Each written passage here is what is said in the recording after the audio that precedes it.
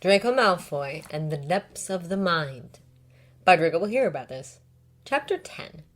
Different Kinds of Love and Trust. It was weird going through the motions of their last school day and pretending like nothing had happened, but they did what they had to do.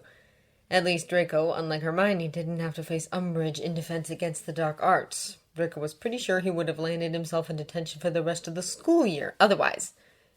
They received a letter from Ginny halfway through the day telling them that Mr. Weasley was feeling much better, though he was still at St. Mungo's. There was no mention of Harry's state of mind, and it worried Draco. Didn't Ginny know that Draco would want to be reassured about Harry? "I'll write to you," Hermione promised him, squeezing his hand. And she kept that promise. Draco had barely arrived at the manor, the elves unpacking his luggage, when he entered his room and found the handle of the parchment Hermione had charmed for the purpose of their communication turned golden. "Draco, I'm sorry, but can you meet us at 4:30 in the Leaky Cauldron? I wouldn't ask if it wasn't urgent. Harry needs you. Love, Hermione." Draco checked his watch. It was just past 4. He crossed the room towards the desk and scrambled for pen and ink. "I'll be there," he wrote. "Give me a couple of minutes." With a stroke of luck, his father seemed to be out for the day, so when he located his mother and explained the situation, he did not have to worry about being overheard or found out. He flew to the Leaky Cauldron and found Professor Lupin waiting for him by the fireplace, his tired, worry-lined face lighting up a little as soon as he lay eyes on Draco. "Draco," he said heartily, reaching out to shake his hand. "It's been too long. I'm sorry I haven't been in touch lately. I wish I could chat, but someone else is waiting for you upstairs." "Upstairs?" Draco repeated, eyeing the steps leading towards the inn rooms. Draco hadn't been up there since Harry's runaway moment in the summer holidays between their second and third year. "Yes," Lupin confirmed. "We figured it would be better for you to have some privacy to talk. Also, the fewer people know you are here—" Lupin trailed off, but Draco got the idea. He nodded. "All right," he said. "Which room?" "Number 7, Lupin said. "Take your time. I'll be waiting down here." "Thank you," Draco said, and with that he made his way up the stairs and out of the pub. The corridor connecting the inn rooms was thankfully deserted, despite it being the holidays. Number 7 was a few steps down on the right, and when he located the room, he knocked 2 times. Hermione was the one to open the door. "Thank God you're here, Draco," she whispered, stepping aside to let him in. Draco took a look around. It was a small, single bedroom, which was rather stuffed with 5 people occupying it. Ginny was sitting on the bed, smiling at him when he entered the room. Weasley was leaning against a wall, nodding in agreement. Harry was sitting as far away from everyone as he could, on the windowsill with his back to the door. He did not turn to greet Draco. "All right," Draco said slowly, assessing the atmosphere. "What's wrong? Why am I here?" "You're here to knock some sense into this one," Ginny answered brusquely, pointing at Harry's back. "He's been hiding away from everyone since we came back from St. Mungo's last night, and we all agreed that if he talked to anyone, it would be you." "Oh, you did, didn't you?" Harry snapped, finally turning around to glare at her. He looked tired and pale. There were dark shadows under his eyes. "Nice to know you were all talking behind my back. Not that I'm not used to that, mind you." "We wanted to talk to you," Ginny pointed out, rolling her eyes. "But as you've been hiding ever since we got back—" "I didn't want anyone to talk to me," Harry spat, turning away from them again. "Alas," Ginny groaned, waving her hands in an angry gesture. "Why me call Draco? Please work your magic, will you?" "We'll leave you two alone for a while," Hermione said softly, touching Draco's arm and catching his eye. For a moment they communicated without words. "If you need us, we'll be with Professor Lupin." "Okay." Draco nodded, and at his agreement, Ginny and Weasley immediately got to their feet, moving to leave. Hermione was the last one to leave the room, softly closing the door behind herself. It left Draco alone with Harry, who still wouldn't so much as gaze at Draco. This didn't bode well for him. "Harry?" Draco said gently, taking a tentative step towards him.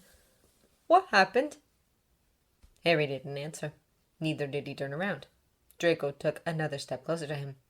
The room was so small that it took him close enough to touch Harry if he stretched out his hand. "What happened at St. Mungo's?" Draco tried again, even more softly. Still no reaction. "Harry," he breathed, lifting his hand to find the other boys, the way they so often did when they were looking for comfort. "Talk to me." The moment his fingers made contact with Harry's, though, his friend flinched away, getting to his feet and stepping away from Draco, eyes wide and full of fear. "Don't touch me," he hissed. "Why not?" Draco asked, confused. "What's wrong, Harry?" "It's not safe, okay?" Harry ground out, his voice rough. "I'm not safe to be around. You need to leave." Draco frowned at him. He took a moment to process Harry's words. Then he asked almost calmly, "Is this because of what you saw happening to Mr. Weasley?"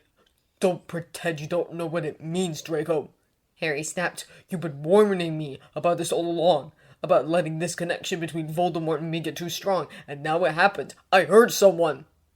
"Harry, what are you saying?" Draco breathed. "You didn't hurt Mr. Weasley. You were a bed at Hogwarts. The Dark Lord's snake hurt him. You only saw it." "But what if I didn't?" Harry challenged. "The way I saw the attack, I was the snake, Draco. I could feel what it was feeling. I knew what it was thinking. What if Voldemort was possessing me and somehow he brought me out of Hogwarts and—" "Harry!" Draco shook his head, reaching out again to touch Harry's shoulder.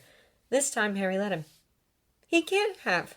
There's no way to apparate you in and out of Hogwarts like this, even for the Dark Lord. The school is protected by enough wards, believe me on this. Also—" Draco gulped, but he pushed on bravely, squeezing Harry's shoulder. "I know what it feels like being possessed by the Dark Lord, and trust me, you wouldn't have such a clear recollection of it. You would have no memory of it at all." "Oh," Harry muttered, green eyes searching his. "Are you sure?" "Very sure," Draco said firmly. "This doesn't mean that I don't think there is a very real danger. We need to work on your acclimacy. But you had nothing to do with that attack, Harry. Please, just trust me on this." "But Moody said—" "I don't care what Moody said!" Draco cut him off. "Did Mad-Eye Moody have the Dark Lord in his head in the past? No! Then he can sit down and shut up! You listen to me, Harry. You have not been possessed by him, and we're going to keep working on your acclimacy and make sure that it doesn't happen. All right?" "Yeah," Harry breathed, nodding. His eyes were watery, and then he seemed to sort of crumble, searching out Draco's embrace. Draco willingly wrapped him up in his arms, keeping him as close to his chest as he could. Harry was trembling from relief, if only ever so slightly, and Draco was so glad Hermione had called him. The thought of Harry suffering through this alone was unbearable. "I didn't tell you everything," Harry whispered, his face still pressed against his shoulder. "There was a moment in Dumbledore's office where I looked at him, and I suddenly felt so angry, like I wanted to hurt him, to kill him. What if I'm losing my mind, Draco?" "You are not losing your mind," Draco said firmly. "Your mind is simply connected to the Dark Lord's. You see his thoughts when you sleep. It could very well be that you also get flashes of strong emotions when you are awake. I doubt it was you who felt that way. It was him." Harry took an unsteady breath, his arms tightening around Draco's waist. "We need to work on making your mind your own again," Draco continued. "That is all." "I'm so glad I have you," Harry murmured. "I don't think I could do this without you." No, Draco said softly, resting his cheek against the side of Harry's head. "You're so much stronger than you give yourself credit for." "I don't feel strong at the moment." "That's because so much crap keeps happening to you. It's bound to wear you down." Harry only hummed non-committally, and they stayed like this for a while longer. For how long, Draco did not know. They only broke apart, though, when there was a knock at the door. "Yes," Draco called, watching as Harry attempted to regain composure. "Are you two okay?" Hermione asked anxiously. "Is it all right if we come back in?" Draco looked at Harry in askance. Harry sighed, but nodded. "Come in," Draco called. The door opened, revealing their three reluctant friends. "So," Ginny said, arching an eyebrow, "is this one going to bite our heads out some more, or are we quite safe?" "I think it's safe now," Draco smiled, looking at Harry, or rolled his eyes. "We have established that Harry has at no point been possessed by the Dark Lord and attacked anyone in your family, so there will hopefully be no more hiding away." "You know," Ginny muttered. I could have told you the same thing, but something told me you'd take it better if it came from Draco. He takes everything better when it comes from Draco. Hermione smiled. It's my number one rule when dealing with Harry. You are impossible, Draco snorted. And you wonder why he takes everything better from me. You don't even try anymore. Why try if there's no point? Weasley scoffed, but he was eyeing Harry. You okay, Mike? Yeah. Harry sighed heavily. Sorry I was so out of it. Don't worry about it, Weasley shrugged. With everything going on, you're bound to get a bit messed up eventually. So, Draco! Ginny turned to him a little more cheerfully. Do you have to get back to the manor right away? I don't think so, Draco frowned. Then let's have dinner down to the pub with Professor Lupin, Ginny suggested. Mom said she'd be too busy to make anything tonight with Dad out at the hospital, and if we're already all here, we can have a lovely evening out and forget about all the horrible stuff for a while. So that's what they did, and when Draco returned to the manor later that evening, he felt much more lighthearted, and like a weight had been lifted off his shoulders. For the rest of the winter holidays, Draco communicated with Harry and Hermione via their charmed parchments. He was informed when they ran into their former defense against the dark arts teacher, Professor Lockhart, and he almost missed him in the face of Umbridge in the Janus Thicky ward, still not having regained his memory. He was also updated when Mr. Weasley was finally released from the hospital shortly before the start of term, but the news also came with other rather unsettling ones. Snape came over to inform me that he would be teaching me occlumency once a week from next year on. It seems Dumbledore shares your concerns about my connection with Voldemort, which is fine, but why Snape of all people? And Draco had to agree. Even with Draco teaching him, Harry had had trouble emptying his mind of all thoughts and emotions. How was he supposed to achieve that goal with a teacher whose guts he hated, and vice versa? Draco couldn't help but think that Dumbledore hadn't thought this move through till the end. He must have had other options. He could have taught Harry himself, or he could have given the task to another teacher. Snape can't be the only one qualified. So all in all, he felt very skeptical upon his return to Hogwarts in January. He was glad to get out of the manor. Even though he had barely seen his father over the holidays, the place made him feel anxious nowadays. But with Umbridge and Snape waiting to wreak havoc in their near future, he was more than a little reluctant to start classes again. Does anyone else feel like the school year is cursed? Draco grumbled as they made their way out of the Great Hall after breakfast. Draco had D.A. first thing in the morning, and he was reluctant to leave. Sure feels like it, Harry grumbled in agreement. I wouldn't be so sure of it. Hermione smiled, nudging Harry, and they all looked up to find Chang approaching them. Harry went a weird shade of purple, and Draco blinked at him in confusion. Well, we'll go ahead to Charles, Harry, Hermione announced, seizing Weasley's arms and dragging him along. When Draco didn't move, she grabbed him too, pulling him after them. Really, you too, she hissed.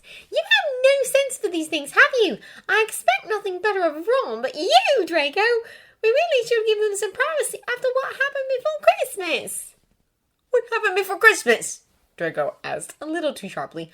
Oh, right, Hermione started. You don't know. Everything went crazy after, and I forgot to tell you. She leaned in a little closer and whispered, You remember that night after the DA meeting when we left Harry and Cho alone together? They kissed. Hermione looked up at him, obviously having envisaged some grand reaction from his side that would show how thrilled he was for Harry, the way she obviously was. But Draco couldn't breathe. His chest felt like it was on fire. Oh, Merlin. Oh, no. Brilliant, he said, but his voice sounded lifeless and Hermione's eyes widened. No, he couldn't do this here, not in front of her, not in public. Now, if you'll excuse me, I need to go or I'll be late for Umbridge's class. And he took off, in the opposite direction of the Defense Against the Dark Arts classroom. He heard Hermione call his name, but he did not stop. His vision blurred and there was white noise in his ears. Harry had kissed Cho Chang. Draco had known that Harry was infatuated with her, but this was different. With an infatuation, Draco could always delude himself that he wasn't serious, that nothing would ever come of it, and that Harry would come to his senses. But this changed everything. This was a kiss, a start to what was probably actual dating! Would he now have to watch them together every day? Would he have to stand by and observe as Harry embraced her, touched her, kissed her, looked at her the way Draco wished he'd look at him? Draco didn't think he could stand it. He didn't know where he was going. He had lost complete track of his surroundings, and it was only when fingers wrapped around his wrist that he stopped. "Draco!" Hermione whispered out of breath. "Please, stop! Go away!" Draco gasped. "Not now, Hermione!" "Oh, Draco!" she breathed, looking despaired. "Since when?" Draco closed his eyes. He hadn't wanted Hermione to know. His feelings still felt like such a shameful weakness sometimes, like something that he definitely should not be feeling. Having someone inside their group aware of them made it so much worse. "Hey," she said soothingly, and then Draco found himself wrapped in a tight embrace. "It's okay. You don't need to hide from me any longer." At that, Draco broke. Sobs spilled from his mouth, and he pressed his face into Hermione's bushy hair. She didn't say a word, just waited until he'd calmed it down enough to pull away, anxiously wiping at his face. "I'm so sorry I didn't notice," Hermione muttered, taking his hand. "I feel horrible." "I didn't want you to know," Draco shrugged. "Why?" she asked. "Did you think I would push you away?" When Draco didn't answer, she looked pained. "Oh, Draco!" She shook her head. "I would never." "I know some muggles don't accept homosexuality," Draco whispered. "I wasn't sure." "I don't care who you love," Hermione said rather forcefully. "You're you, and you're my best friend. I want you to be happy. And I'm so sorry you are suffering and that my careless comments have probably added to that suffering. I really didn't know, Draco. You were so difficult to read sometimes, and with Harry and Ron around, I chose to believe you were like them, a little slim on the uptake rather than hurting and in denial," Draco asked, his voice small. Hermione made a pained sound and hugged him again. "How long have you felt this way?" she inquired. "I've known since Yule Ball last year," Draco murmured. "Victor tipped me off." "Victor," Hermione sighed. "Oh, that makes so much sense. I should have known." "You can't know everything in the world, Hermione." "Still, the way you acted at that time and after the second task. It all makes sense now." When Draco didn't reply, she pulled back to look at him. "Have you considered telling him?" she asked, very carefully. "What?" Draco snapped. "Are you mental?" "It's just," she muttered, biting her lip. "You're special to him. You've always been. I think he might love you back without knowing he does." "Don't be ridiculous," Draco ground out, pulling away from her hug completely. "He's with Chang now. You did your best to encourage that." "Okay, first, he's not with her," Hermione pointed out firmly. "It was one kiss. That means nothing. Second, I know you can't see it, but his feelings for Cho aren't even in the same league as his feelings for you. He'd throw her over in a heartbeat if you needed him, and that's no exaggeration. That's a fact. He fancies Cho. You and him. That's something else entirely." "It's called friendship, Hermione," Draco said bitterly. "Is it?" Hermione challenged. "Until today, I would have said yes. But now that I know how you feel, I am prepared to bet it's something more. You two have always been different. Just compare the way Harry and me, or Harry and Ron act with each other, to the way you and Harry do. There's a reason we call on you every time there's a problem with Harry, Draco." "Still, it wasn't me down in that lake," Draco pointed out. "If Harry really loved me back, wouldn't it have been?" "Maybe not, if you haven't realized it yet," Hermione mused. "That's why I think you should tell him. It might help him realize." "No," Draco said firmly. "I won't destroy what we have. Not for anything in the world." Hermione sighed, searching his face. "Are you sure?" she questioned. "I think Harry would want you to talk to him." "Hermione, Harry's got enough on his plate," Draco groaned. "What kind of friend would I be if I pushed in now that he finally got a girlfriend? Something to be happy about, and told him I was in love with him? It would be selfish. I won't do any such thing." Hermione sighed. Okay, she sighed. If that's what you want. That's what I want, Draco nodded. And you'll keep quiet, won't you? Of course I will, Hermione promised. You don't have to worry about me, Draco. But... She held in, reaching out again to take his hand. In the future, please lean on me if it gets too hard. I want to be there for you. You don't have to do everything alone. Draco's eyes watered again at her words. He squeezed her hand and nodded, quite unable to speak. It was late for class, but he found that it was quite worth the deduction of house points in this case.